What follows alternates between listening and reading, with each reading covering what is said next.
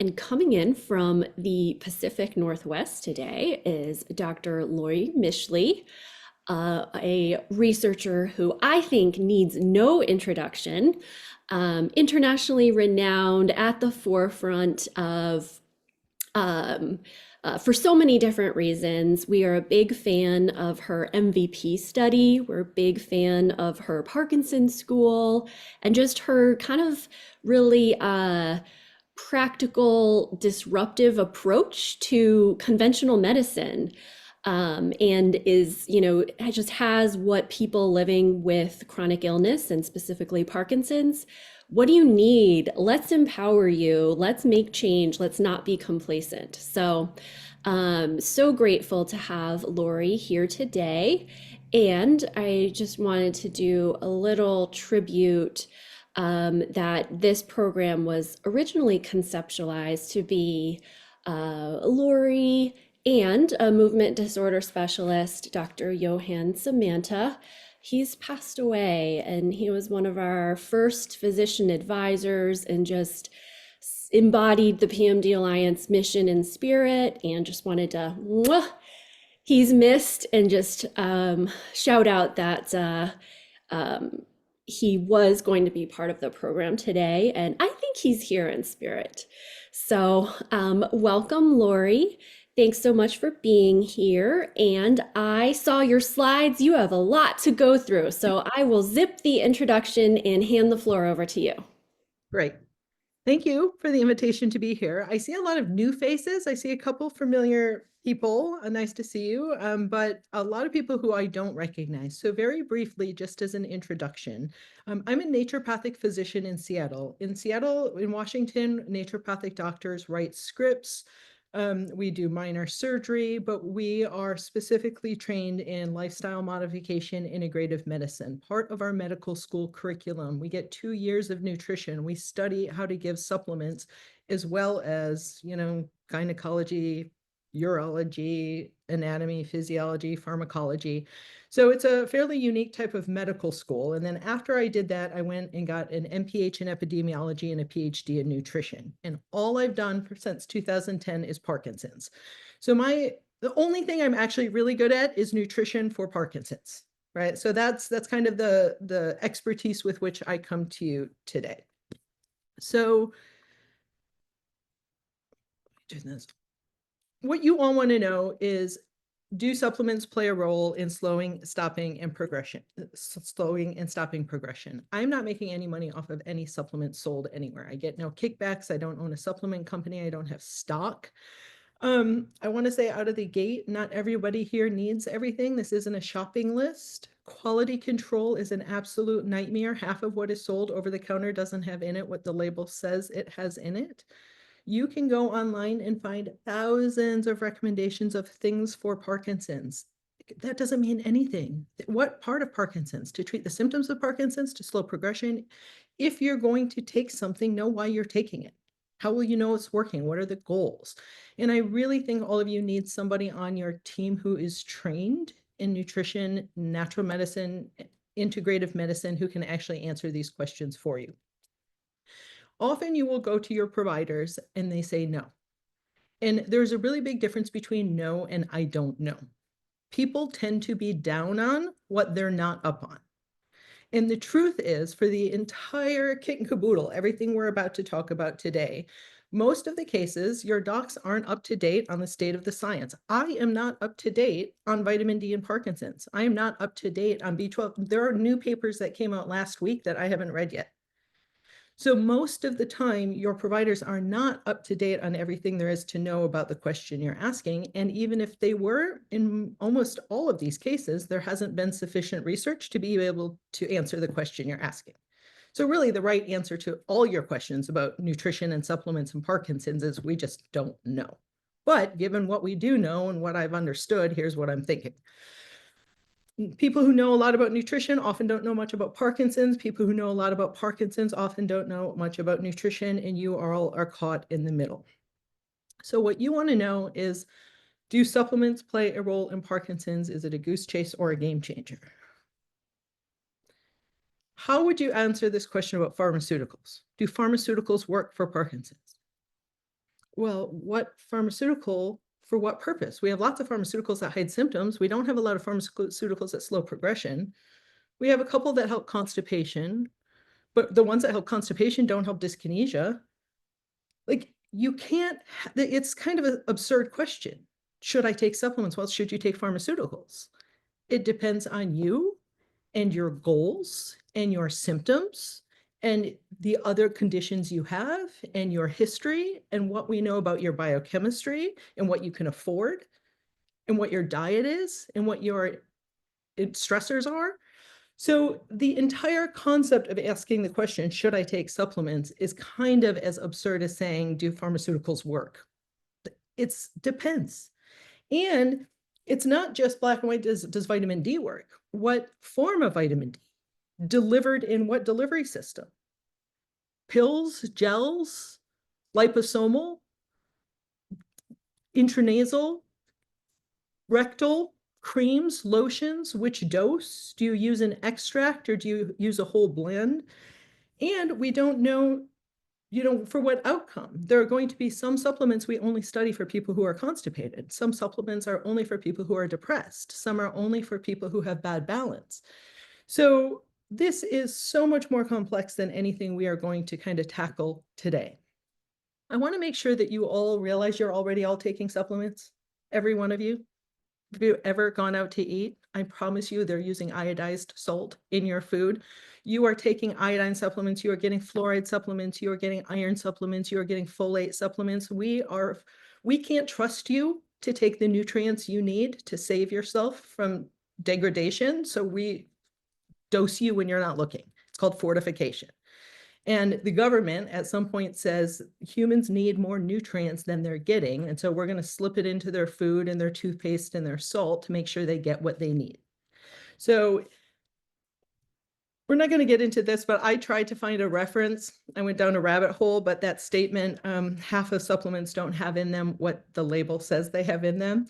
And I went down this big rabbit hole of paper, and there was a retraction. Basically, even some of the research that is done on supplements and published about the quality of supplements and where to get supplements, they had to retract the article because it was falsified.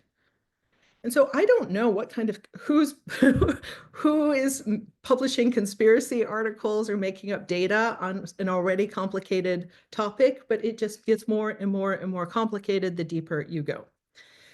Supplements are unusually difficult to study. When you have a molecule that somebody invented in the bottom of a lab and it's never been seen before, it's really easy to put that molecule in a red pill or a blue pill and just see, do people do better with that one variable being different?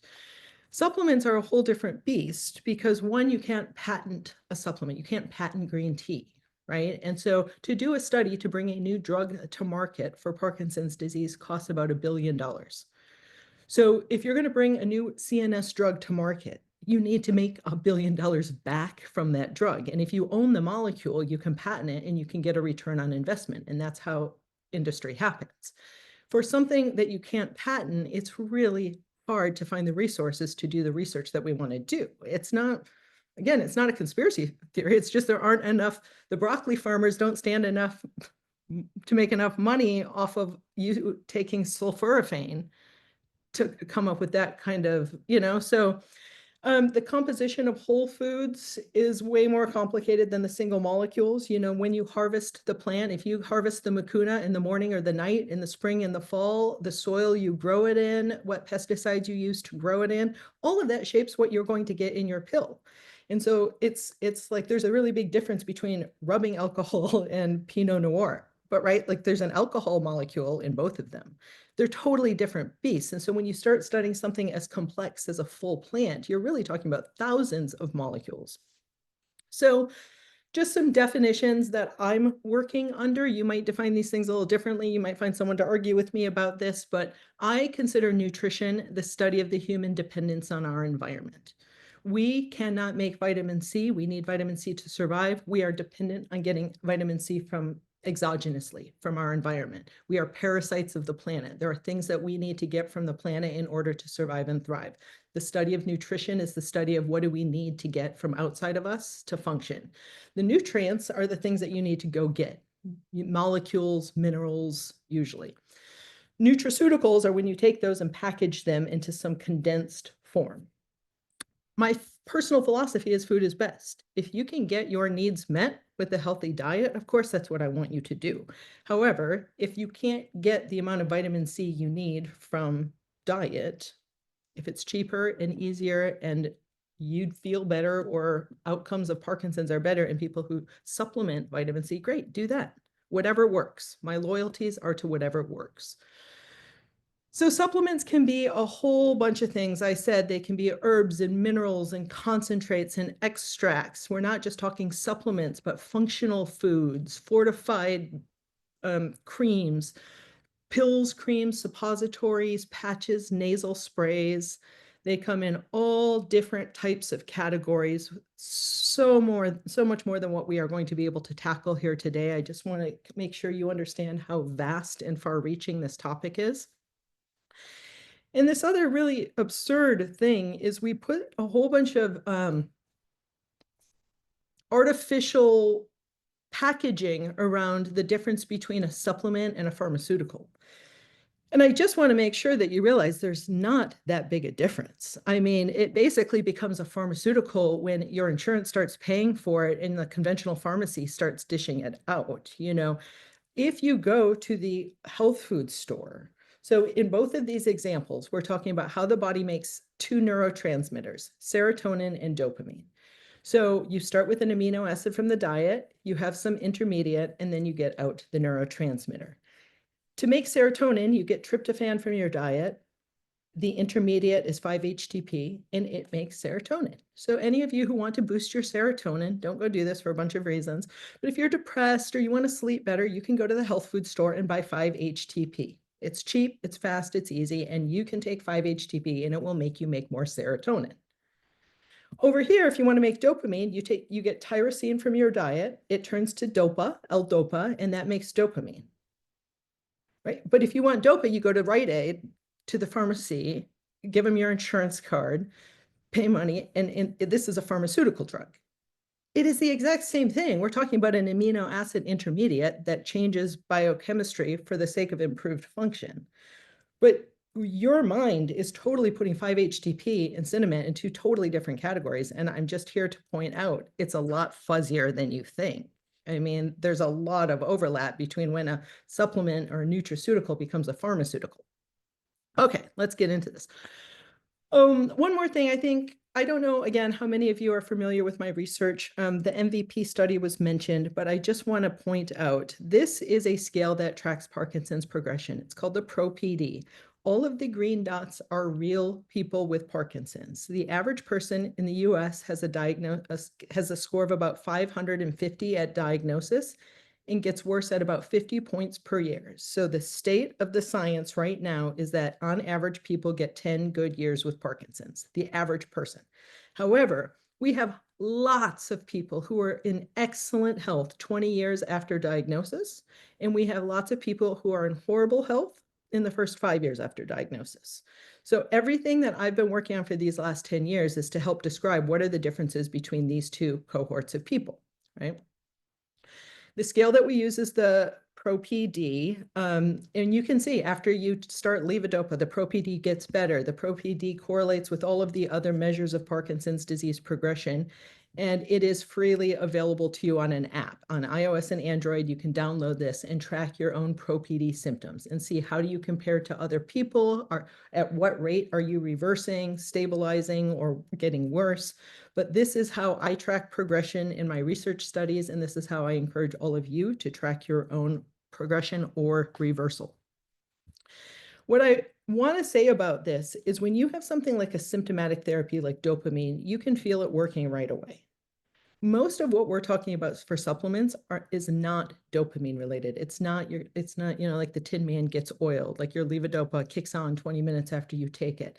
You can't eat broccoli extract or take resveratrol and think that all of a sudden you're going to start moving better. That's not how supplements work. What we are hoping to do is slowly over time change the biochemistry. Disease modification is where most supplements are targeting. What that means is these first couple years after when you start taking it, you can't really see much of a difference. There is no twin version of you who's not taking it. And even if there were, the difference doesn't really become apparent until far out. The longer you take it, the more useful it becomes, the more apparent and evident the benefit. So for all of you who get on these kicks, you're going to hang up after this talk and be like, I'm going to go get some vitamin C and some CoQ10 and some NAD and some glutathione. Great, if you're planning on doing it for the long run. But there isn't much value in you going shopping, spending a bunch of money, getting on a kick for a couple months, and then petering off, right? Like the whole reason you might take a disease modification supplement is to modify the course of your disease over the next few decades, which means if you're going to take it, you should probably plan on taking it for the rest of your life or for decades, or at least for the next 2 to 5 years until you can kind of check in and see, hey, how am I doing? Am I progressing? If I haven't progressed in 5 years, or I'm better today than I was 5 years ago, I'm probably going to keep doing what I'm doing, right? So anyway, I just want you to know it's really hard to know. How do you know if what you're taking is working? And when we're talking about disease modification trials, disease modification and supplements, it's extra, extra, extra hard. As you all know, just because two things go together doesn't mean A caused B. Washing your hands prevents colds and flus. You can't get a cold and wash your hands and make it go away faster, right? I'm going to show you how some supplements are associated with better Parkinson's disease outcomes. Just because they are doesn't mean that the reason those people are doing well is because they're taking those supplements. It might be that rich people who can afford those supplements can also afford better doctors and better pharmaceutical drugs and health club memberships and warmer houses. And so it gets complicated just because two things go together in the type of research I'm talking to you about today. I don't want you to think I'm saying that the reason people are doing better is because of these supplements. I'm just telling you, we can see that there are about 10 supplements that people are taking that are associated with slower Parkinson's outcomes over time. So before we get into that, I want to show you that the supplements that are being most commonly used by patients with Parkinson's are not the ones that seem to be associated with slower progression. What most of you are using are vitamin D, B12, vitamin C, fish oil, CoQ10, curcumin, melatonin, calcium, a multivitamin, and probiotics. About half of those made the list. So over here, we have the list of supplements associated with slower progression over time. There were over 1,000 people in this study. There were only 19 people using ginkgo. Even though ginkgo came out in first place and those 19 people taking ginkgo seem to be doing unusually well, I am not convinced that the reason those 19 people are doing well is because of the ginkgo. My hunch is those 19 people are probably doing a lot of other things too. And so I have made the personal judgment that I'm not going to get all of my patients on the ginkgo bandwagon, right? It's just premature. In my mind, there is not enough data yet for me to start telling all of my patients to start taking ginkgo. I have other patients who have lots of money. They don't mind taking pills. Their opinion is, hey, it can't, I don't see any reason why it's dangerous. It's one more pill a day. It's $17 a month. Put it in the bucket. If there's any chance it's going to help, throw it in there. And so this is where each of you kind of have to decide, how bad do you want it? How much do you want to invest? What kind of a gambler are you? What kind of disposable resources do you have? But each one of you is going to jump at a different threshold here. And your doctor should be helping you figure out, based on your goals and your resources and your age and your symptoms, which of these make the most sense, if any. So just kind of filtering out the good stuff. What I did is I made a list of the supplements that were being used by more than 100 people and were statistically associated with slower Parkinson's progression.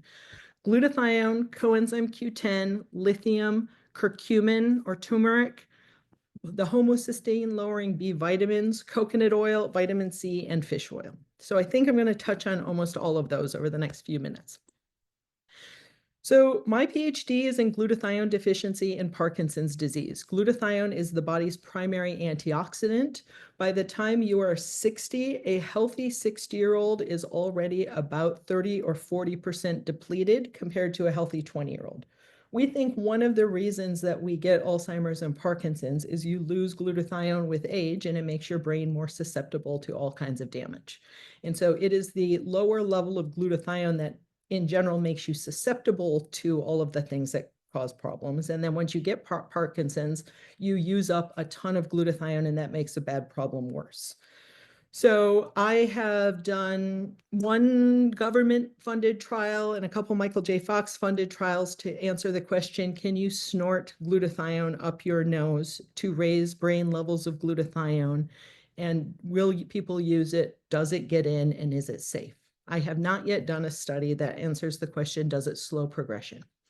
So yes, it gets in. We put people in an MRI machine. We have them snort a syringe full of glutathione. We see that one syringe full of glutathione, 200 milligrams, raises brain levels of glutathione by 240%. There have been 3 studies where we have given people with Parkinson's disease glutathione. All 3 of them show a mild decrease in symptoms, which is actually kind of a problem for us because we aren't studying it for symptom relief. We're studying it for disease modification. And if your disease modifying drug also improves symptoms, we have to do a much more expensive, much more complicated type of study. And we have this problem where we don't understand why glutathione would improve symptoms, but in all the studies, it keeps improving symptoms, right? And so we don't know how to move on. I said we haven't done that study to do disease modification yet because we actually can't figure out what kind of study it needs and who's going to make money off of it and things like that. So I just want to say we have some really good preliminary data. I did a study to see, does it improve symptoms? I've done 2. The first one was too good to be true. We didn't expect it to improve symptoms, and it did. Over the course of the 3 months, people got statistically better. Fox Foundation said, can you redo that? We got the same improvement. We did it again. The people who snorted glutathione did just as well the second time as they did the first. But now with the second group, the placebo group also did well.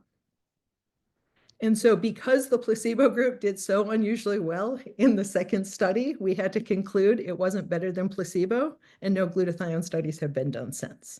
So the placebo people ruined this whole thing, right? So we don't actually know if you should take glutathione.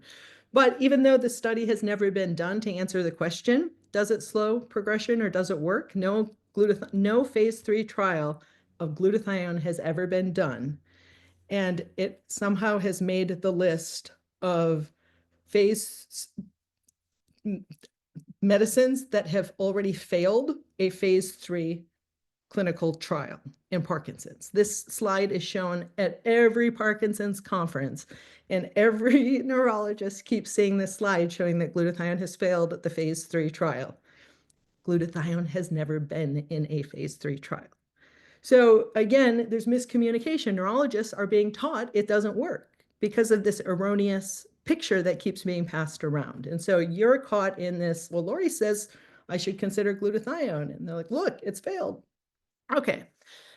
Vitamin D, there's a ton of research that vitamin D is neuroprotective. People with Parkinson's are lower in vitamin D than healthy controls. They're even lower than patients with Alzheimer's.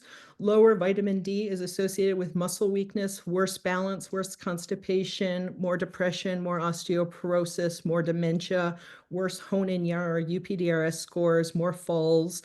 There are a whole bunch of studies showing that low vitamin D is a huge problem for Parkinson's disease.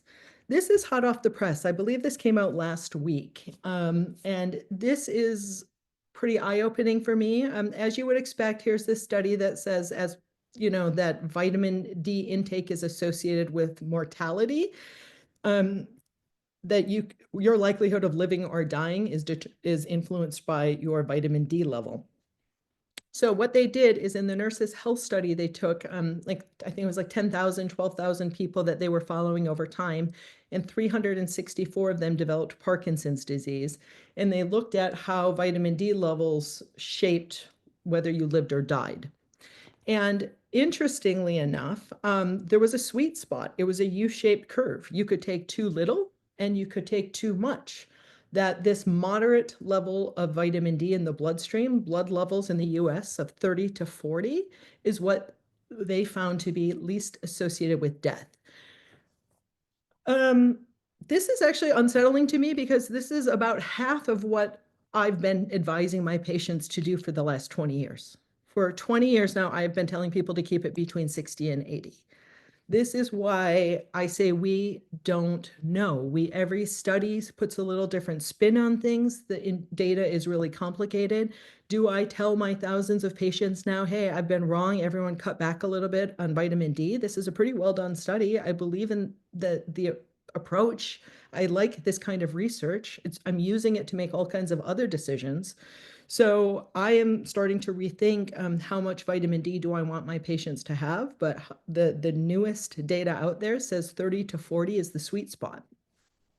In terms of B vitamins, I think this is the greatest threat to Parkinson's progression, is that many of you are walking around with a B12 deficiency. There are a whole bunch of tests that you can do and ways that you can determine whether or not you might be a person who has a B12 deficiency. If you're not deficient, I don't see any reason for you to take B12, but a lot of you are walking around with an undiagnosed deficiency. We have known there are hundreds of studies over the last 30 years that say people with Parkinson's have lower B12. The lower your B12, the worse your outcomes. When B12 levels get low, homocysteine gets high, and high homocysteine is associated with worse outcomes and dementia. Last year, Dr. Alshkog runs the movement disorders department at Mayo, wrote a really, really well done paper, Levodopa, homocysteine, and Parkinson's, What's the Problem? And in it, he basically says we have 25 years of evidence that the medicine that we are giving patients is depleting their B vitamins, and we are ignoring it. We're giving them a medicine that is depleting B vitamins. We know that that B vitamin depletion is associated with worse Parkinson's outcomes. Why wouldn't we just give B vitamins with the levodopa or monitor homocysteine or something along the way to make sure that we're not creating a new problem for people as we try to help them? It's a very well done article, and I can't answer the question. I don't know why more doctors are not screening for B vitamin deficiency. I think if you are a physician writing a prescription for levodopa, you are ethically obligated to make sure that your script that you're writing isn't inducing a deficiency. So what we're talking about here, this is a little complicated, but levodopa and carbidopa will both all contribute to B vitamin deficiencies. And when those B vitamins get low, your homocysteine levels get high. And so there are a whole bunch of reasons that happens, but B12 deficiency can cause tremor, it can cause rigidity. B vitamin deficiency kills dopamine neurons. And so it creates the same symptoms of Parkinson's. B12 deficiency can cause Parkinsonism. Not only does it make Parkinson's worse, B12 deficiency itself can contribute. So again, and this is so important. If your doctor measures your B12 levels, the reference range is 200 to 1100. 500 is right smack dab in the middle of that, right? If your doctor were to see that your B12 level is 500, they would probably say, oh, great, that's normal. But here we have in the Parkinson's related journals, if you look at newly diagnosed people with Parkinson's, if their B12 levels are up above 600, they have a 70% chance of being dementia-free 10 years after diagnosis. That's pretty awesome. As soon as B12 levels go below 587, which is where many of you are, there is a 0% chance that you are without dementia by year 10. B12 costs $15 a month and the levodopa you take is getting in the way of your B vitamins.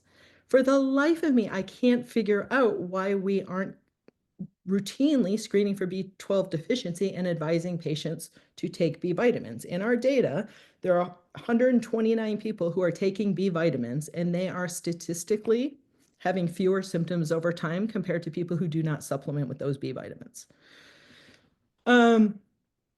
B12 that you swallow for the most part is generally lost. The number one cause a person over the age of 60 is low in B12 is because their stomach has lost the ability to absorb B12. So any pill you swallow that has B12 in it, you're not getting it probably.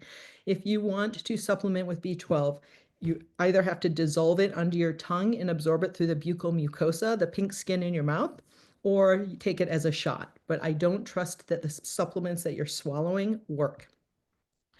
Again, I don't have any relationship with any of these companies. I'm just showing you products that I have learned through my own experience tend to work really well. Lithium is a bit of a curveball. We are talking about the element on the periodic table, just like we need sodium and potassium and calcium and magnesium. Every cell in our body needs lithium to function and survive. That is no surprise to physiologists. Every physiologist, anatomist in the world knows that cells need lithium to function. Physicians have usually never been taught that lithium is a required nutrient. The only way to measure lithium is in hair. We have 30 years of data showing the lower the lithium in the water supply, the more suicides and psychiatric short circuiting we have in low lithium regions. There's some research that suggests the lower the lithium in the water supply, the more dementia there is in villages throughout Finland. And my master's work is on lithium deficiency and Parkinson's disease. So the only let me just kind of show you what we're looking at here. The only way to accurately measure lithium in your body is with a hair test. And so the way a doctor's data is who does, doctor's data is the company that has been doing, supplying researchers with their research hair tests for many, many decades now. And so what we are looking at here is the top part of this are things that are potentially toxic, heavy metals, mercury, arsenic, antimony, things like that. And the bottom half of this outcome of these elements are things that the body needs to function. I do not trust that hair is the best way to measure all of these minerals. If I want to know your iron levels, I look at your blood. But if I want to know your lithium levels, I look in your hair. This is a fairly cheap way to send in an inch of hair at the base of your skull and just cast a wide net and say, what kind of shape am I in?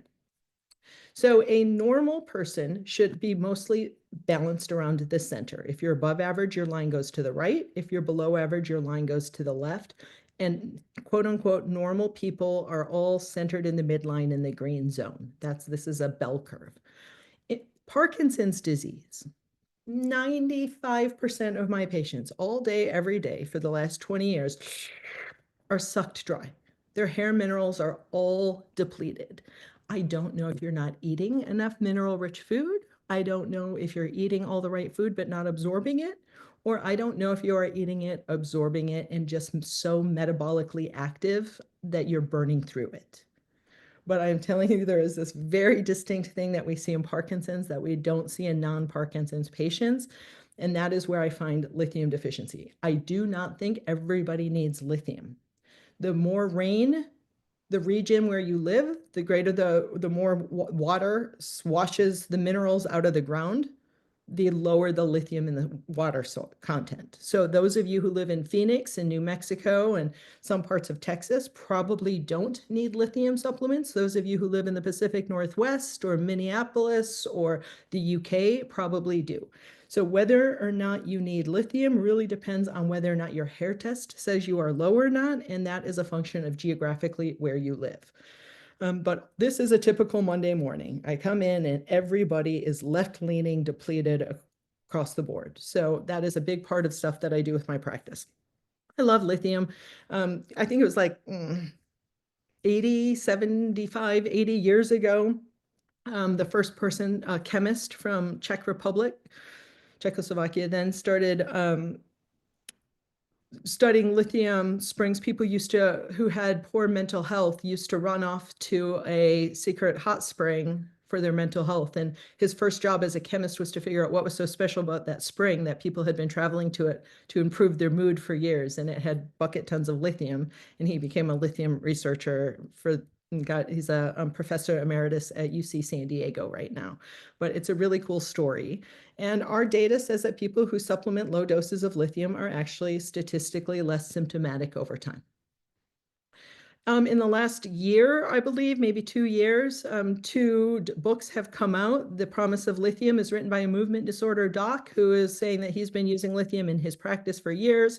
And this one I just ordered, it just arrived yesterday. But there are now a couple books popping up showing that lithium may have some therapeutic value for people with Parkinson's. That's all I'll say about that. There's this whole approach to Parkinson's care that is kind of like mitochondrial improvement. So mitochondria are like the engine of the cell. It's the powerhouse where you make all this energy.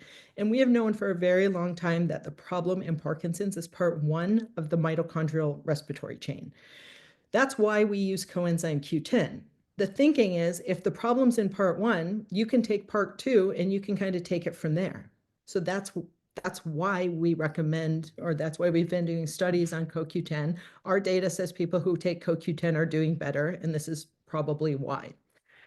Very recently, we realized part one of the mitochondrial respiratory chain has another role. It turns NADH to NAD, and NAD has become a very popular supplement among people with Parkinson's. We just put 30, I think, people with Parkinson's in MRI machines and measured how much NAD they were making in their muscles. And people with Parkinson's on average were about 15% deficient in their energy producing. Every cell in your body is making about 15% less energy than what we would expect to see in a healthy person. And not only that, we can start to see that the lower your energy production, the more symptoms you have. So the next step will be to see, can we give you NAD and watch these symptoms get better? It's kind of exciting. There is a big study happening in Finland. I think it's Finland, Norway, Scandinavia, someplace, where they are basically giving people with Parkinson's high dose NAD to see, can we slow Parkinson's progression. They are doing an excellent job walking the fine line between nutritional supplement and pharmaceutical drug. They are a nutritional supplement who are playing the game as though they were a pharmaceutical drug. So it's exciting. I'm excited about this study. The results will be out in probably 1 more year. But what we do know is that you can take this over-the-counter supplement called NR, and within 30 days, it will raise brain, muscle, cerebrospinal fluid levels of NAD, which is exactly what we are trying to do. So now that we know that you guys are low and there is a supplement available that will make it high, the study is asking, if we give them that supplement and make it high, can we slow the rate of Parkinson's progression over time? It's very exciting, and this is kind of what research in nutraceuticals should look like. Vitamin C is cheap, it's easy. Our data and other people's data actually suggest there might be some value to vitamin C in Parkinson's disease. Fresh fruits and vegetables are best. Spinach, like that triple washed organic spinach you get in the grocery store, by the time you buy it at the grocery store, it's already lost half of its vitamin C content. Just in transportation and lights and washing, and they spray it with a little bleach and tussle it up to get all the bugs off. Just the processing to triple wash it and get it to you at the grocery store, it's lost half of its vitamin C content. So fresh is always best. I don't expect most of you to have your own organic garden in the backyard, but I think most of you could do a better job shopping at farmers markets and co-ops and getting food delivery, CSAs, things like that, that are actually more cost effective, better for your local farmers and community, get you more nutrient dense foods freshest. So that's how I would prefer you get most of your vitamin C. But good news is vitamin C is readily available, inexpensive. It comes in these powdered packets. And there is research that says if you take your levodopa with some of this powdered vitamin C, that for those of you with low stomach acid, you can get up to 25% more levodopa from each pill. And so I love, for people who complain about erratic response to meds, sometimes the meds work better than others. I will often tell people throughout the day to take a couple one pack of vitamin C sometimes throughout the day when they take their meds. And that does three things. One, it forces them to drink another glass of water. Two, it gets them a dose of vitamin C. And three, there's a chance it might be making their levodopa get broken down and absorbed faster. Fish oil, there's some new research out that says fish oil can really make AFib worse. So be really careful. Again, this isn't a shopping list. Work with somebody who knows your medical story. I mean, each one of you needs to have a little bit of guidance and make sure you're not hurting yourself here. But generally speaking, our data says people who take fish oil are doing better over time. We have lots and lots of data saying the higher somebody's blood omega-3 fatty acid fish oil levels, the less depression and dementia they get over time. I want people to have probably a dream would be close to 2% EPA, 4% DHA, but again, you need a blood test to measure that. Turmeric and curcumin, there's a ton of research in Parkinson's. I put some references on here for those of you who want to read a little bit more. We have a lot of animal model research saying that it reduces oxidative stress and inflammation and alpha-synuclein aggregation and fibril fibration and MAOB inhibition, just like rasagiline and selegiline. I mean, these are all the things we want a Parkinson's medicine to do. And it looks like curcumin does it in animals. And I don't understand why we keep killing all these animals to do this research if we're not going to tell the people in clinic to do it. Like, why are we doing this research if we're not bringing it over to the people we're trying to help in clinic? So, and, curcumin doesn't only help neurons, it helps the support cells. So we are just getting started in how to do some of this research. I will say about a third of the people who take curcumin complain of nausea or reflux. That's probably the reason I don't use it as much as I probably should in clinic. And it's not that cheap, $30 to $50 a month for a high quality product. So again, the data's compelling, exciting. It makes sense. I think I would be absolutely in support of a good trial. Whether or not any of you should start taking that probably depends on a couple different things. I put 3 products that I'm familiar with, that I trust, that I think are reliable for those of you who might want to start. Again, I don't have any skin in the game, and I truly don't know if one of them is better than another, but these are products that I trust that the bottle has in them what they say they have in them, and that these companies have supported research on their product. They've given product to research studies to see that scientists can do what they need to do to try and study them. Probiotics are a question I expect a lot of you to have. That's a big can of worms to open. The short answer is I'm not a fan of probiotic supplements for both of you, most of you. There's no question the intestinal microbiome is messed up in Parkinson's disease. There's no question that we are working towards ways to modify the bugs that you have growing in your gut to get you better outcomes. But we have just a little teeny bit of information right now. Like, imagine looking up at the solar system and seeing the Big Dipper and being like, oh, I think I understand the universe. I mean, we don't know much. We have a study right now that is we're submitting for publication this week. And we measured the intestinal microbiome of 50 people with Parkinson's. And each individual person has 5 to 7 million different bugs growing inside of them. Right? The idea that you can take 5 or 10 and meaningfully steer it in a direction that we understand, we're just not there yet. So again, I'm excited that this research is happening, but I actually think best case scenario, most of you are probably wasting your money. Worst case scenario, you could probably be hurting yourself a little bit. And I do think if you can say, hey, when I take probiotics, I have a daily healthy bowel movement. If I stop probiotics, I don't, then you should absolutely keep going with the probiotics. If it helps any symptom, obviously, great. But if you're taking it for the purpose of disease modification, I think it's premature. There are a whole bunch of topics I wanted to talk about. High dose thiamine, B2, magnesium. I gave a talk last week on spices. I have an online school called Parkinson School, and once a month I teach a class. Next month, or in December, I'm teaching a class on magnesium, and over the last couple of months I've taught classes on B1, B2, and spices. So what I've done is I made, if you go to parkinsonschool.com, you can type into the coupon code PMD supplements and get a free 8-month access to the program. And for any of you who want kind of a deeper dive about hair testing or B1, or to join us in December for the magnesium top conversation, this will allow you to do so. So once you type PMD supplements into the coupon box, the $10 a month option becomes free. So please, please, please consider joining the study. We currently have about 3,000 of you from around the world who once a year, twice a year, log on and answer a whole bunch of questions about who you are, where you live, what you eat, what your habits are.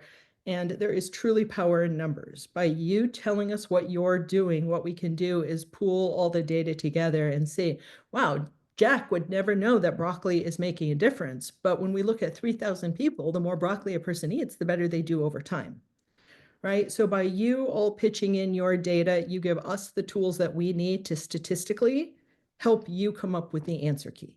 So please, please, please consider joining the study. All right. So many of the questions in the chat or maybe in your minds are, I think a better way for Dr. Mischley to answer them is for you to take her up on her generous offer and join Parkinson School. And in Parkinson School, you can watch videos, ask questions, and Laurie, you monitor that and can give people a thorough answer, correct? Yep, yep, yep. Yep.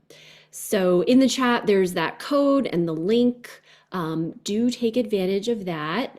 I do have, so you mentioned a couple times, Dr. Mischley, people working with a healthcare team. How do you do that? How do you find someone? It's hard. It's really, really hard. I think naturopathic docs are probably your best middle ground, but depending on the state where you live, if you live in Georgia or Florida, naturopathic physicians aren't legal, right? Like we're called health coaches, and we don't go to that state because if I moved to an unlicensed state, I would be a health coach.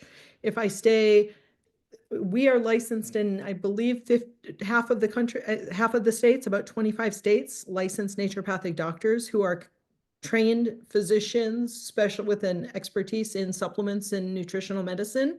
But in the 25 states where we're licensed, I write scripts, I contract with Blue Cross Blue Shield, I'm normally integrated into the healthcare system. And so for those of you in unlicensed states, I don't know really what to tell you other than, I think online is good. I really do think that technology and social media have done wonders. I'm impressed with how well informed people are on Health Unlocked and some of these Facebook support groups, and the online Parkinson School that we have, I think is the most well-informed cohort of patients I've ever seen. I mean, people are doing their homework and they're sharing information with one another.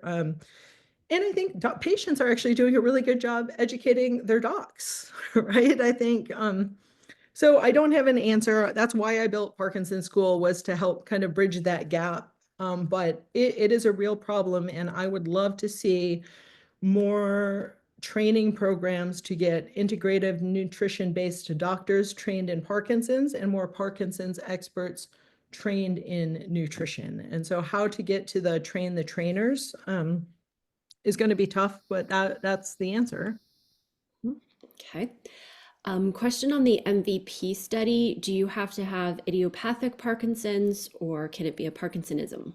All forms of Parkinson's, and about 2 years ago, our ethics board let us include prodromal. So even your children who might be constipated, if you have kids that have been consuming dairy, they are already at risk of Parkinson's and they are eligible to join the study, because we want to see if the people who consume more dairy go on to get more Parkinson's than the people who don't consume dairy.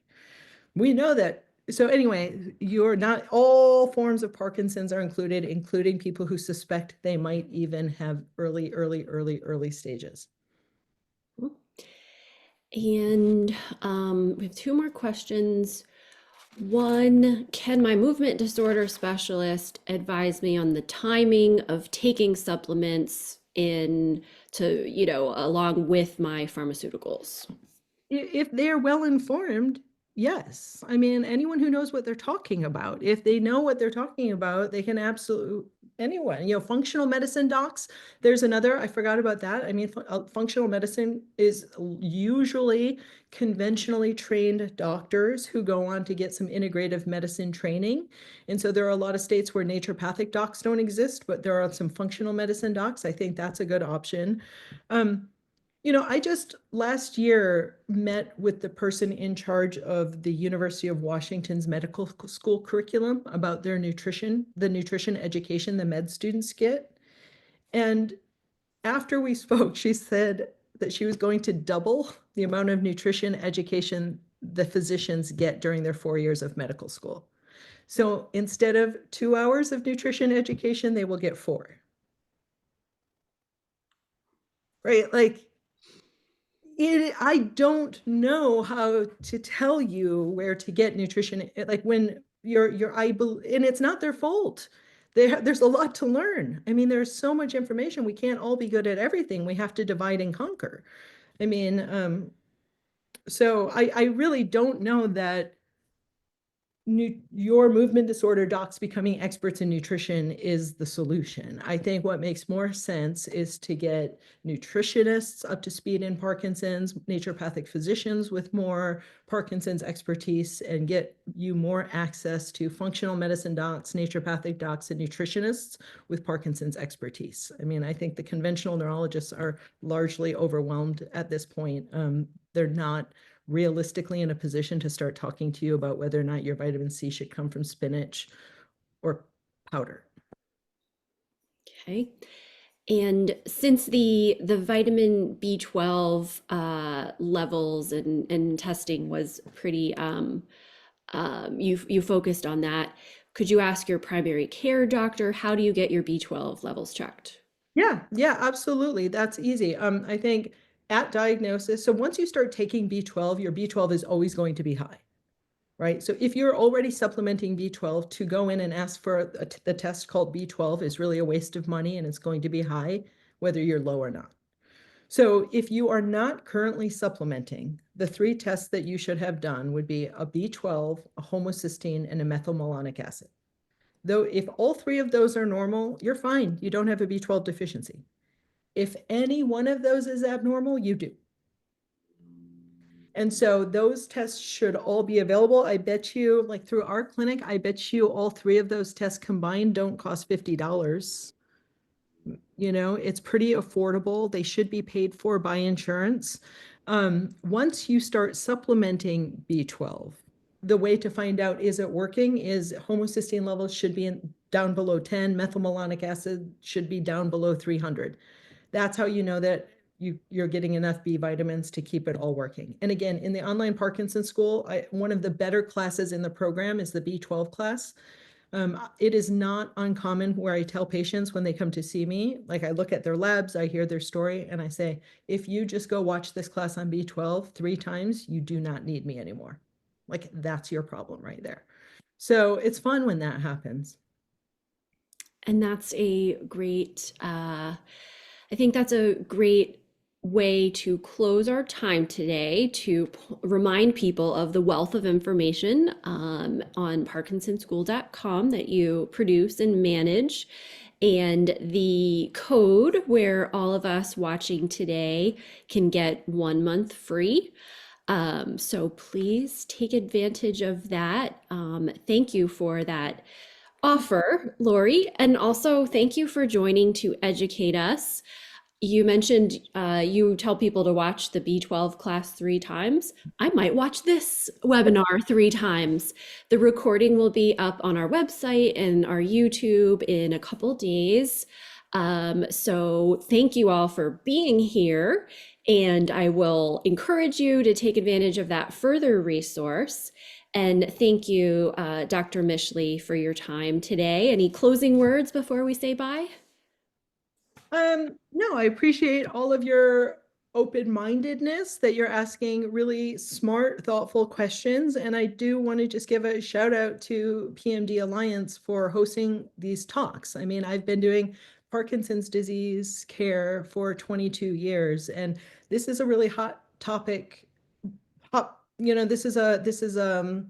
people don't want to touch the topic of supplements. I mean, as an alternative medicine, integrative medicine doctor in the conventional world, it's easy for them to extend a hand and let me talk about spinach and broccoli. It's easy for them to invite me to talk about exercise or a good night's sleep. When we start getting into supplements, it's a little touchy, and it gets a little irritating to docs who their patients come in with a bunch of supplements they don't understand. They think they're wasting their money. They weren't trained on them. And half of them are snake oil you've been sold, you know? And so supplements are something that actually stress a lot of doctors out and make their job a little bit harder. And for that reason, they've been a touchy subject that people don't want to tackle. So it doesn't really matter what you think or where you fall on this subject. I think we have to start having these conversations more. And the more patients start asking the questions and demanding information, I think the more NIH and some of these foundations can start helping to prioritize and fund research in some of these more integrative directions. So I just want to thank all of you for having an open mind and being willing to tackle some pretty progressive, touchy topics. We're always here for the tough subjects, and it was at popular request. So it's a topic that people are always writing us that they want to learn more about. So kudos to all of you out there watching. Well, thank you again, everyone, for joining. And I invite you all to turn on your camera if you've been having it off, for a little moment of eye contact and gratitude for our speaker and all of your attention today. Thank you all. Have a great afternoon. Bye, everybody. Thanks. Nice to see all the people I recognize on here. Hey, Karen. Hi, Ron. Hi, Mike.